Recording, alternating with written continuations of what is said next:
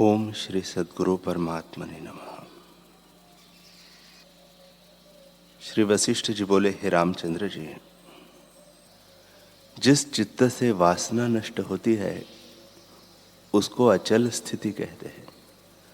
वह ध्यान में केवली भाव में स्थित होता है। और जिसके चित्त में सदा वासना फुरती है उसको सदा क्षोभ होता है। इससे निर्वासनिक होकर तुम परम पद को प्राप्त हो जाओ।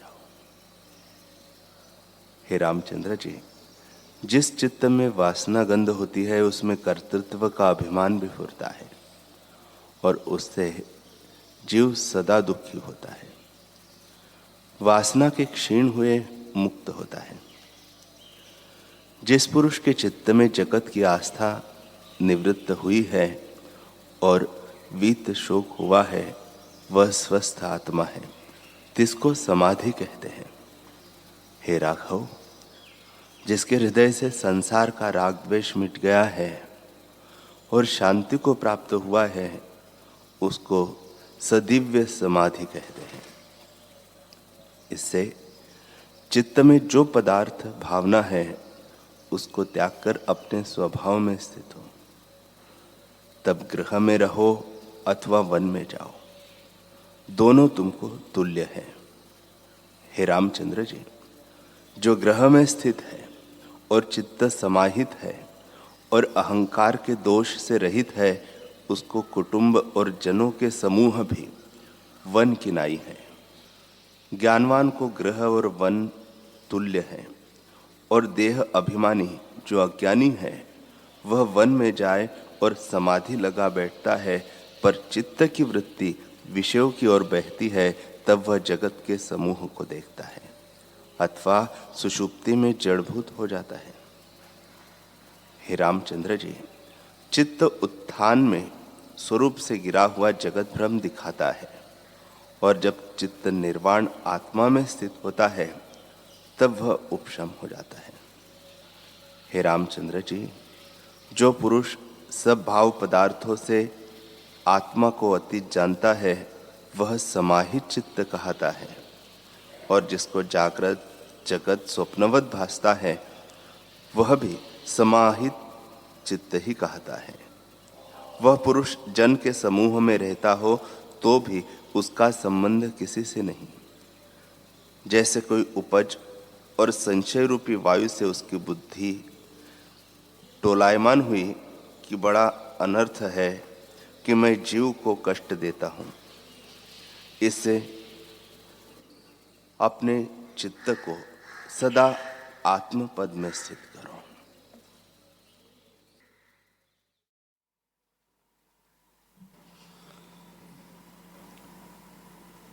श्री योग वशिष्ठ महारामायण स्थिति प्रकरण सर्ग 21। राम जी ने पूछा, हे भगवान, हे सर्वधर्मों के वेता, जैसे समुद्र में तरंग उपज के फैल जाता है तैसे ही मेरे हृदय में एक बड़ा संशय उत्पन्न होकर फैल गया है कि देश काल और वस्तु के परिच्छेद से रहित नित्य निर्मल विस्तृत और निरामय आत्मसत्ता में मलिन संवित मन नामक कहाँ से आया और कैसे स्थित हुआ, जिससे भिन्न कुछ वस्तु नहीं है और न आगे होगी, उसमें कलंकता कहाँ से आई। श्री वशिष्ठ जी बोले, हे रामचंद्र जी, तुमने भला प्रश्न किया। अब तुम्हारी बुद्धि मोक्ष भागी हुई है।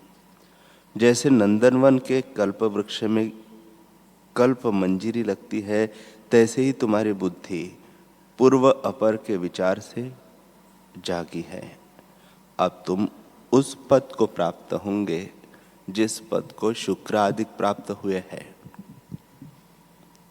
तुम्हारे इस प्रश्न का उत्तर मैं सिद्धांत काल में दूंगा और उस काल में तुमको आत्मपद हस्तामलकवत भासेगा। हे रामचंद्र जी, सिद्धांत का प्रश्नोत्तर सिद्धांत काल में से होता है और जिज्ञासु का प्रश्नोत्तर जिज्ञासु काल में से होता है। जैसे वर्षा काल में मोर की वाणी शोभती है और शरद काल में हंस की वाणी शोभती है।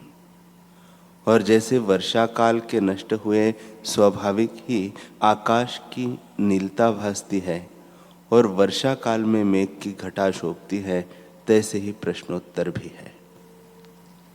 जैसा समय होता है तैसा ही शोभता है। हे रामचंद्र जी, मैं तुमको मन का स्वरूप अनेक प्रकार के दृष्टांतों और युक्तियों से कहूंगा, और जिस प्रकार यह निवृत्त होता है वह भी क्रम से बहुत प्रकार कहूंगा। मन की शांति के उपाय जो वेदों ने निर्णय किए हैं और शास्त्रकारों ने कहे हैं, उनके लक्षण तुम सुनो। चंचल मन जैसा जैसा भाव अंगीकार करता है, तैसा ही तैसा रूप होकर भासने लगता है। जैसे पवन जैसी सुगंध से मिलता है, तैसा ही उसका स्वभाव हो जाता है। और जैसे जल जिस रूप से मिलता है तैसा ही हो भासता है, तैसे ही मन जिस पदार्थ से मिलता है उसका रूप हो जाता है। मन से रहित जो शरीर से क्रिया करता है उसका फल कुछ नहीं होता, और मन से करता है उसका पूर्ण फल होता है। जिस ओर मन जाता है उसी ओर शरीर भी लग जाता है। बुद्धि इंद्रिय जो मन रूप है, वे यदि क्षोभ को प्राप्त हो और देह इंद्रिय स्थिर हो तो भी कार्य होता है। पर यदि मन क्षोभित न हो और कर्मेंद्रिय क्षोभित हो तो कार्य नहीं होता। जैसे धूल शोभायमान हो तो पवन बिना आकाश को उड़ नहीं सकती, और पवन क्षोभायमान हो तो चाहे जैसी धूल स्थित हो उसको उड़ा ले जाता है। तैसे ही देह पड़ा रहता है। मन अपने फुरने से स्वप्न में अनेक अवस्था को प्राप्त होता है, और जागृत में भी जिस ओर मन फुरता है देह को भी वही ले जाता है। इससे सब कार्यों का बीज मन ही है, और मन से ही सब कर्म होते हैं। मन और कर्म परस्पर अभिन्न रूप है। जैसे फूल और सुगंध अभिन्न रूप है, तैसे ही मन और कर्म है। जिस कर्म का अभ्यास मन में दृढ़ होता है उसी की शाखा फैलती है, उसी फल को प्राप्त होता है और उसी स्वाद का अनुभव करता है। जिस जिस भाव को चित्त ग्रहण करता है उसी भाव को प्राप्त होता है और उसी को कल्पना रूप मानता है। धर्म, अर्थ, काम, मोक्ष ये चार पदार्थ हैं। उनमें जिसकी दृढ़ भावना मन करता है उसी को सिद्ध करता है। कपिल देव ने सब शास्त्र अपने मन की सत्ता ही से बनाए हैं। उसने निर्णय किया है कि प्रकृति अर्थात माया के दो स्वभाव है, एक अनुलोम परिणाम और दूसरा प्रतिलोम परिणाम। जब प्रतिलोम परिणाम होता है तब दृश्य भाव प्राप्त होता है, और अनुलोम परिणाम से अंतर्मुख आत्मा की ओर आता है। आत्मा शुद्ध रूप है, इससे आत्मा की ओर अनुलोम परिणाम ही मोक्ष का कारण है और कोई उपाय नहीं। वेदांतवादियों ने यह निश्चय किया है कि यह सर्व ब्रह्म ही है। शम दम आदिक से जब मन प्रसन्न होता है तब यह निश्चय होता है कि सर्व ब्रह्म है। उनके चित्त में यही निश्चय है, ब्रह्म ज्ञान के सिवाय और किसी यत्न से मोक्ष नहीं होता। विज्ञानवादी कहते हैं कि जब तक बुद्धि फुरती है तब तक संसार है, और जब यह अपने स्वभाव में फुरती है तब उस काल में स्वरूप में स्थिति होती है। जब वह काल आवेगा तब मोक्ष की प्राप्ति होगी। अरहंत जी जो बड़े हैं उनको अपने निश्चय अनुसार भासता है। मीमांसा, पातंजल, वैशेषिक और न्यायिक शास्त्रकार अपनी अपनी बुद्धि से जैसा जैसा निश्चय धरते हैं तैसा ही तैसा उनको भासता है। स्वरूप में न कोई मत है और न शास्त्र है। इसका कारण मन है। मन को ही अंगीकार करके सब मत डूबे हैं। न नीम कड़वा है, न मधु मीठा है, न अग्नि उष्ण है और न चंद्रमा शीतल है। जैसा जैसा जिसके मन में निश्चय होता है तैसा ही तैसा उसको भासता है। किसी को नीम प्यारी होती है और मधु कटु लगता है। नीम के कीट को मधु नहीं रुचता तो क्या मधु कटुक हो गया? विरहिणी स्त्री को चंद्रमा अग्निवत भासता है और चकोर अग्नि को भक्षण कर लेता है। निदान जैसी जैसी भावना पदार्थ में होती है तैसा ही तैसा हो भासता है। सब जगत भावना मात्र है। जिस पुरुष को दृश्य में भावना है वह अनेक दुख और भ्रम को देखता है, और जिसको शम दम आदि साधन में अकृत्रिम पद की प्राप्ति होती है और मन तदाकार हुआ है वह शांतिमान होता है। दूसरा उस सुख को नहीं प्राप्त होता। हे रामचंद्र जी, यह जगत दृश्य तुम्हारे मन के स्मरण में स्थित हुआ है तो तुच्छ रूप है। इसको मन से त्याग करो। ये सुख दुख आदि महाभ्रम देने वाले हैं और यह संसार अपवित्र और असत तथा मोहरूप महाभय का कारण है। आभास माया मात्र है और अविद्या रूप है। इसकी भावना भय का कारण है। जब जगत के साथ संवित की तन्मयता होती है तब उसका नाम कर्म बुद्धीश्वर कहते हैं। जब दृष्टा को दृश्य से संयोग होता है तब बड़े मोह को प्राप्त होता है। दृश्य से मिलके भ्रम अनात्म में आत्म अभिमान करता है और देहादिक को अपना आप जानता है। संसार रूप मद से जीव उन्मत्त हो जाता है और स्वरूप की संभाल इसको नहीं रहती। इसी का नाम अविद्या बुद्धीश्वर कहते हैं। जो दृश्य से मिला है उसका कल्याण नहीं होता और जिसके आगे मन का पटल है उसको स्वरूप का भान नहीं होता। जैसे सूर्य के आगे जब मेघ का आवरण आता है तब वह नहीं भासता, तैसे ही मन के आवरण से आत्मा नहीं भासता। इससे मन रूपी आवरण को दूर करो। मन का रूप फुरना है, उसको संकल्प कहते हैं। जो जो संकल्प फुरे उसको त्याग करो। असंकल्प होने से मन नष्ट हो जाएगा। हे रामचंद्र जी, जब तुम सर्व भाव और सर्व पदार्थों में असंग होंगे तब दृष्टा पुरुष प्रसन्न होगा और उससे तुमको निर्विकल्प चिदात्मा की प्राप्ति होगी। जहां न जगत की सत्ता है, न सुख है और न दुख है, केवल अद्वैत भाव है जो अपने आप में प्रकाशता है।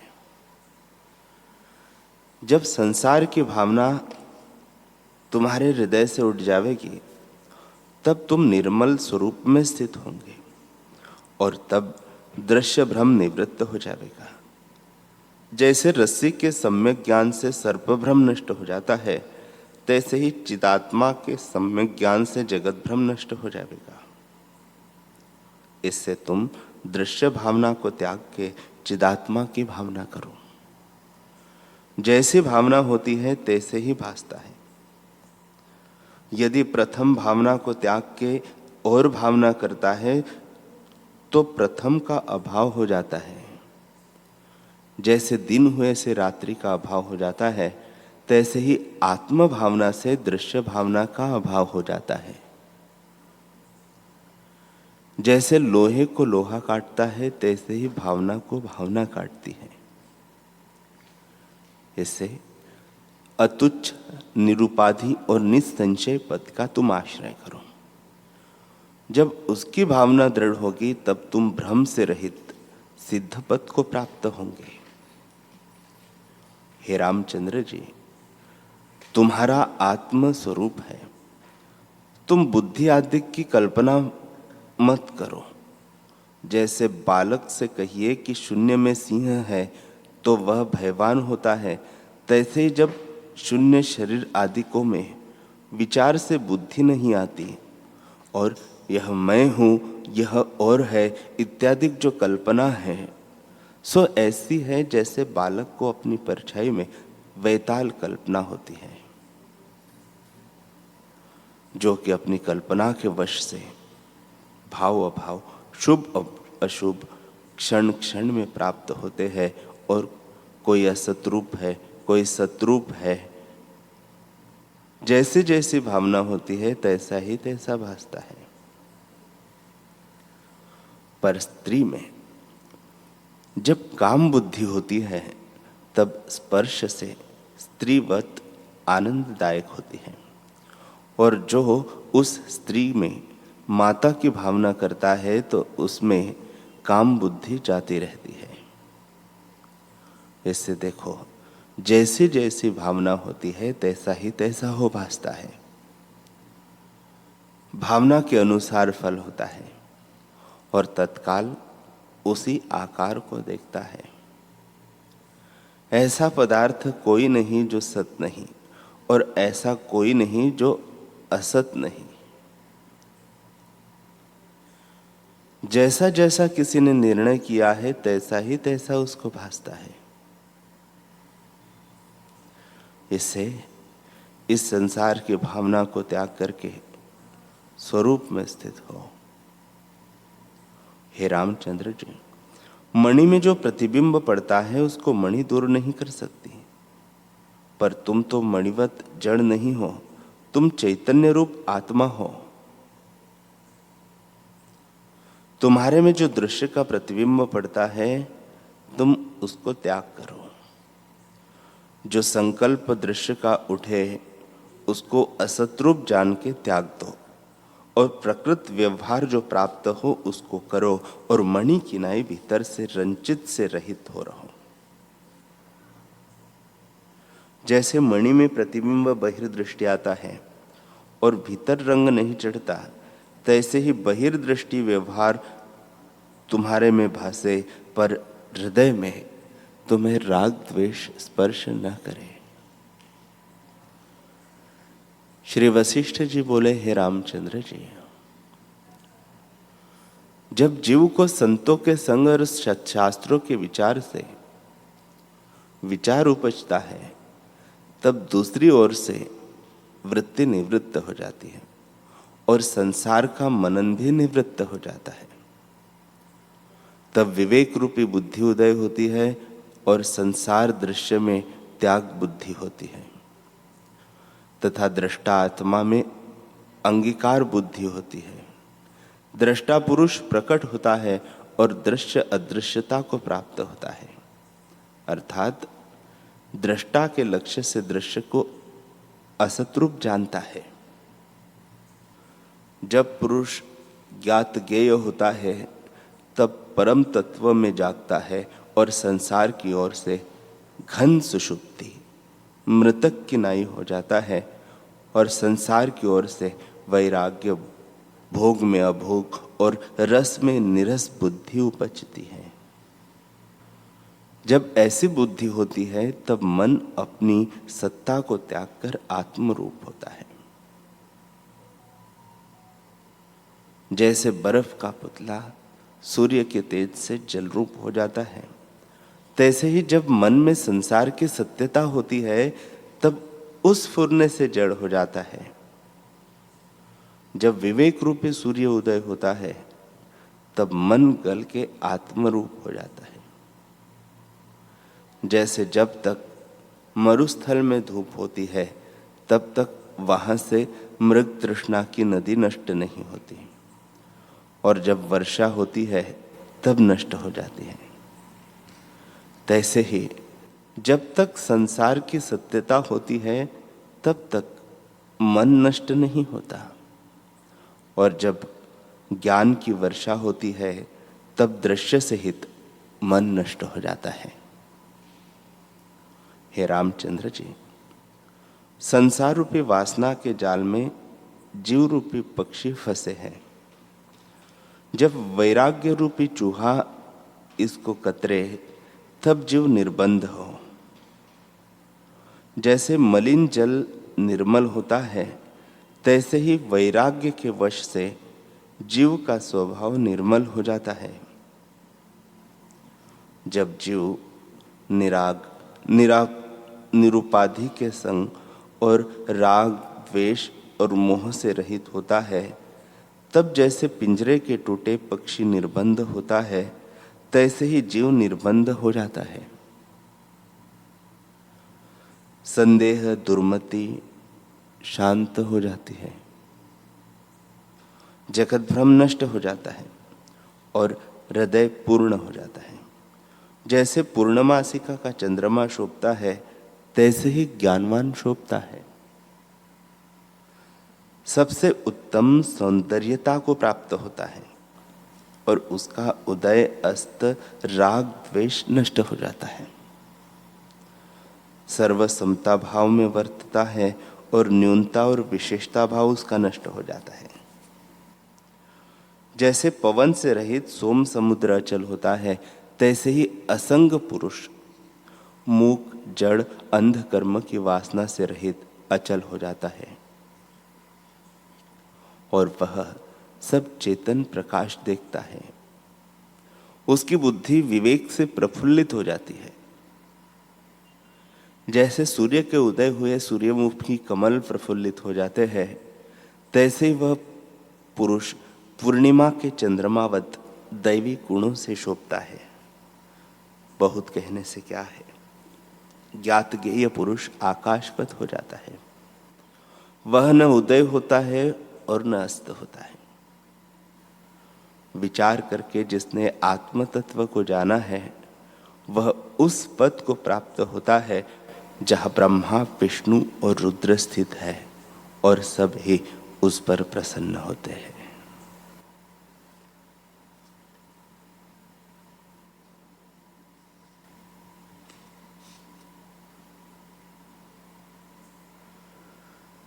हरि ओम।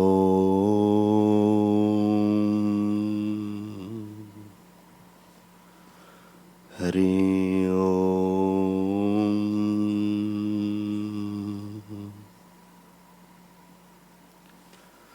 ओम सहना भवतु सहनौ भुनक्तु सह वीर्यं करवावहै तेजस्विनावधीतमस्तु मा विद्विषावहै। ओम शांति शांति शांति। श्री सद्गुरुदेव भगवान की जय।